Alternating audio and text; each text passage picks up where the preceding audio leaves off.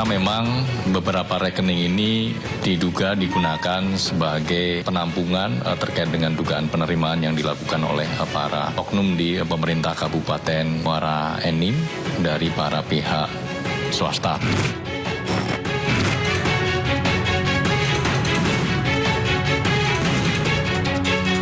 Lebih dari 20 nama kan itu disebutkan, cuman klien kami bilang itu baru sebagian.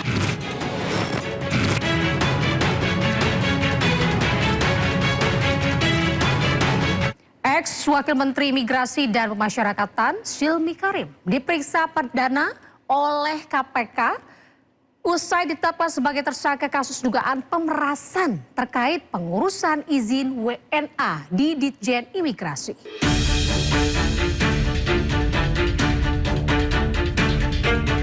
Nampak Silmi Karim ini digiring petugas dari mobil tahanan menuju ruang pemeriksaan di Gedung Merah Putih KPK Jakarta, Senin 8 Juni 2026 lalu. Pemeriksaan perdana Silmi ini dilakukan usai Silmi resmi menyandang sebagai tersangka dalam kasus dugaan pemerasan pengurusan izin tinggal warga negara asing.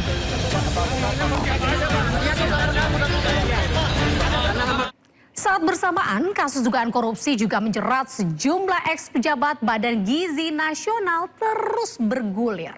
Setelah ditetapkan sebagai tersangka korupsi MBG, Sony Sonjaya ini mengajukan justice kolaborator. Sony bahkan telah menyerahkan 20 nama yang ia sebut terlibat dalam korupsi MBG. Menjadi satu dari 3 tersangka korupsi MBG, mantan Wakil Kepala BGN Sony Sonjaya langsung ajukan diri sebagai justice kolaborator. Bukan hanya rencana, kuasa hukum Sony Krisnamurti langsung menyerahkan surat pengajuan justice kolaborator ke Kejaksaan Agung. Krisna mengaku Sony bahkan sudah menyerahkan 20 lebih nama yang diduga bekerja sama menggerogoti uang MBG. Ya, lebih dari 20 nama kan itu disebutkan, cuman klien kami bilang itu baru sebagian. Karena break kita kan di dalam pemeriksaan kemarin klien kami cukup lelah dan mungkin akan ada pemeriksaan lanjutan, nggak tahu nanti kapan penyidik akan memberitahukan kita dan akan diungkap mungkin ya kemarin bilang baru sebagian aja kan nama-nama itu. Sebelumnya bersama mantan Kepala BGN Dadan Hindayana dan mantan Wakil BGN Lodowik Kusum, Sony ditangkap Kejagung. Ketiganya langsung ditetapkan sebagai tersangka. Mereka diduga cawe-cawe dalam proyek BGN.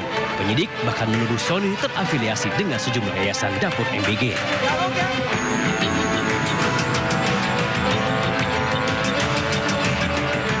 Yang menarik, beberapa saat sebelum mengenakan rompi oranye, purnawirawan polisi berpangkat Inspektur Jenderal itu bahkan sempat mengunggah selembar surat yang ia tujukan kepada Kepala BGN baru Nanik Sudaryati Daeng. Tim Liputan Ainus melaporkan. Pemirsa, sebelumnya penyidik Kejaksaan Agung melaksanakan penahanan terhadap mantan Kepala Badan Gizi Nasional Dadan Hindayana. Tidak hanya Dadan Hindayana, 2 mantan pejabat Badan Gizi Nasional yakni Lodowik Kusum dan juga Sony Sanjaya juga ditahan. Dadan beserta 2 pejabat Badan Gizi Nasional memakai rompi khas tahanan kejaksaan saat keluar dari gedung kejaksaan pada Rabu 3 Juni 2026 lalu. Dadan diduga terlibat kasus jual beli titik satuan pelayanan pemenuhan atau SPPG. Dugaan praktik jual beli titik SPPG ini terungkap setelah sejumlah masyarakat melaporkan kasus penipuan kepada kepolisian.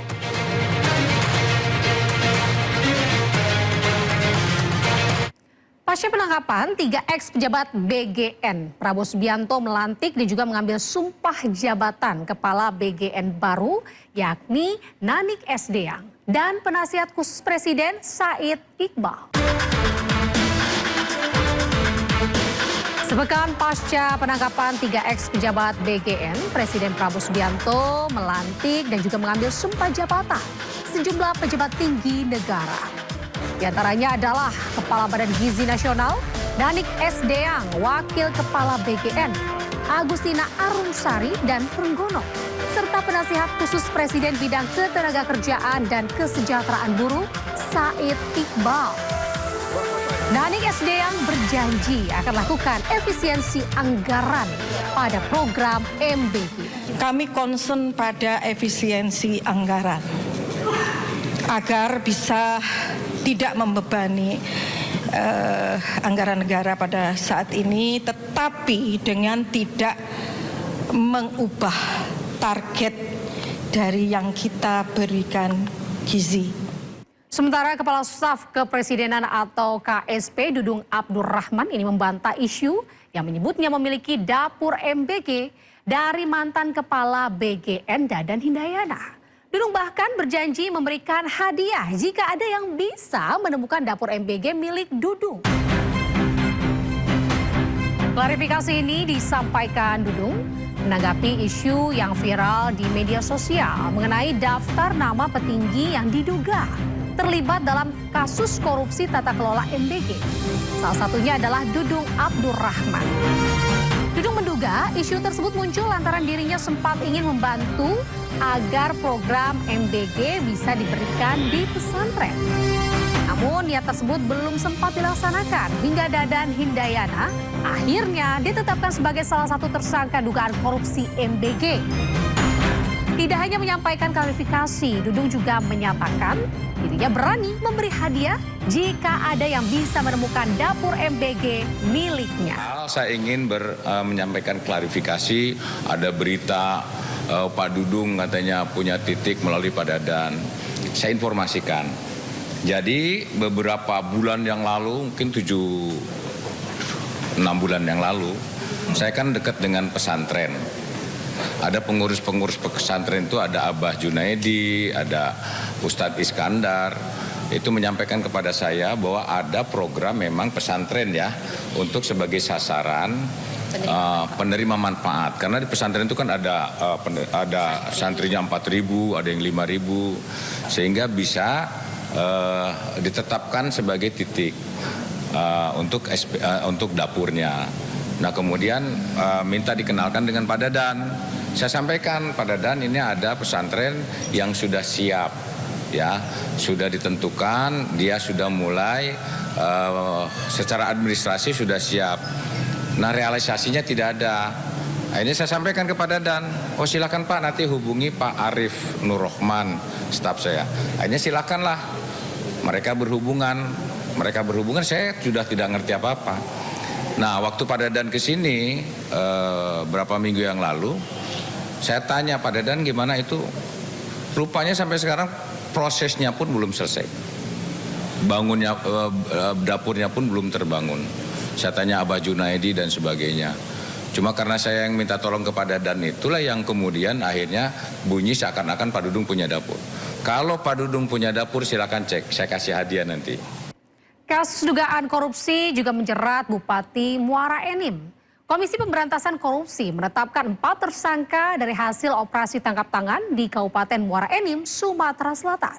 Penetapan tersangka ini berdasarkan gelar perkara yang dilakukan KPK.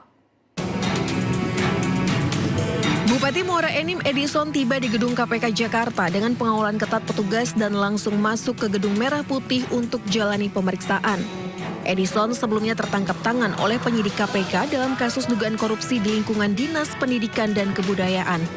Selain Edison, KPK juga mengamankan 9 orang lain, sementara 4 orang ditetapkan tersangka. Kemudian dari penyidikan tersebut, KPK juga sudah menetapkan pihak-pihak sebagai tersangka, di mana dalam penyidikan ini ditetapkan 4 orang sebagai tersangka.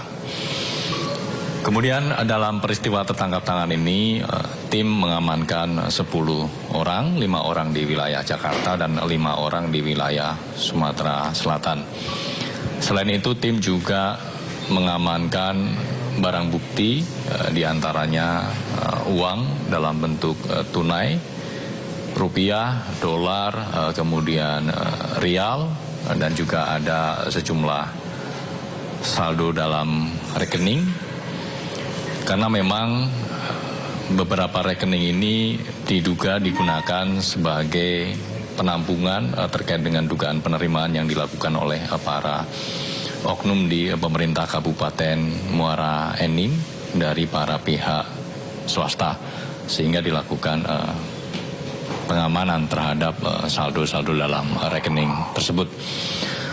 Total sekitar hampir 2 miliar yang diamankan oleh tim dalam rangkaian peristiwa tertangkap tangan ini. Sebelumnya, tim penyidik KPK menyegel sejumlah ruangan di lingkungan pemerintah Kabupaten Muara Enim, Sumatera Selatan. Selain itu, rumah dinas Bupati Muara Enim juga turut disegel penyidik. Tim Liputan iNews melaporkan.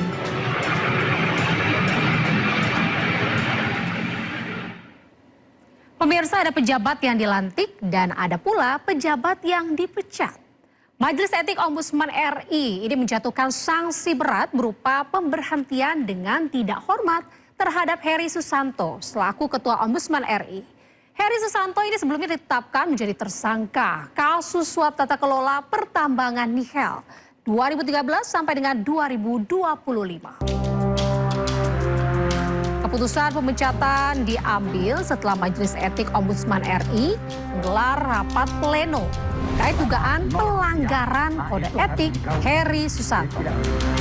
Dalam putusannya, Majelis Etik menyatakan Heri Susanto terbukti melakukan pelanggaran berat terhadap kode etik dan juga kode perilaku insan Ombudsman Republik Indonesia. Majelis Etik juga merekomendasikan kepada pimpinan Ombudsman untuk menyampaikan salinan putusan Majelis Etik ini kepada Presiden Prabowo untuk mengeluarkan keputusan pemberhentian tetap sesuai dengan peraturan perundang-undangan. Memutuskan 1. Menyatakan Heri Susanto terbukti melakukan pelanggaran berat terhadap kode etik dan kode perilaku insan Ombudsman Republik Indonesia. 2. Menjatuhkan sanksi tingkat berat, yaitu pemberhentian tidak dengan hormat dari jabatan Ketua Merangkap Anggota Ombudsman Republik Indonesia masa jabatan 2026-2031 kepada Heri Susanto.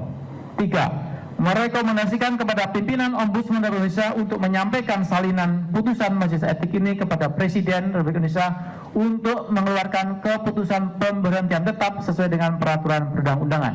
4. Merekomendasikan kepada pimpinan Ombudsman Republik Indonesia untuk menyampaikan salinan putusan Majelis Etik ini kepada Ketua Dewan Perwakilan Rakyat Republik Indonesia CQ Komisi 2 Dewan Perwakilan Rakyat Indonesia untuk melakukan pengisian anggota dan ketua yang baru sesuai dengan peraturan perundang-undangan. Dan 5. Putusan ini bersifat final dan mengikat dalam penegakan kode etik dan kode perilaku insan Ombudsman Republik Indonesia. Demikian diputus dalam sidang Majelis Etik Ombudsman Republik Indonesia. 1. Profesor Dr. Jimli Astuti SH selaku Ketua Merangkap Anggota. 2. Profesor Dr. Bagirmanan SH MCL selaku anggota. 3. Profesor Dr. Raden Siti Yuro MA selaku anggota. 4. Dr. Manager Nasution SAG MH MA selaku anggota. Patron MA selaku anggota. Pada hari Senin tanggal 8 bulan Juni tahun 2026 ditandatangani. Terima kasih.